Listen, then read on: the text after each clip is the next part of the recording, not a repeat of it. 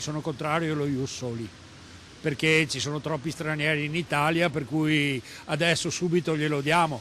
Aspettiamo come all'estero, come succede in Europa, che glielo si dà dopo un po' di tempo che vivono in Italia, almeno dopo 10 anni, non subito immediatamente. Ius soli, mentre una parte del PD con la vicepresidente Barbara Pollastrini torna a chiedere che la legge sulla cittadinanza venga approvata prima della fine della legislatura, nel veneziano in piazza, Favaro Veneto per l'esattezza, ci si chiede quale l'utilità di tanta fretta. Per l'amor di Dio, sono persone umane ed è giusto che l'Italia si faccia promotore di aiutare questa gente, però gli italiani hanno bisogno di una mano.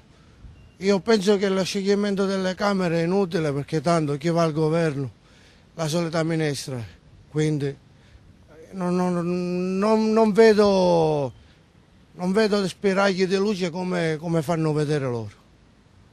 Quindi no al voto solo ius soli, non facciamo passare questa legge? No, non deve passare assolutamente, non voglio essere razzista, però bisogna accettare in Italia chi lo merita. Ho imparato a non fidarmi di nessuno.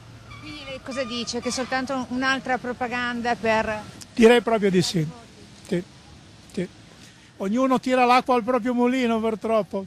E se nel centrodestra Lega e Forza Italia rivendicano lo stop, preme invece la sinistra appellandosi anche al Capo dello Stato, chiedendo di allungare la legislatura di altre 2 settimane affinché la legge possa essere approvata.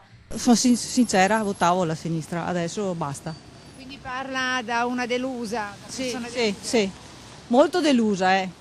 Tutti questi cambiamenti sono molto delusa. Difatti si vede che la sinistra non vanno d'accordo neanche tra di loro. Diciamo che io con la sinistra non è che sia tanto d'accordo, sinceramente. Con tutti i fatti che sono stati della sinistra ultimamente non ho più la fiducia nella sinistra, sono sincera. E quindi penso che la cosa più opportuna sia da aspettare un po', probabilmente con le nuove votazioni che sarà a marzo. Così gli italiani, e poi c'è lei, la straniera che lavora in Italia da una vita e ha pure un figlio nato qui.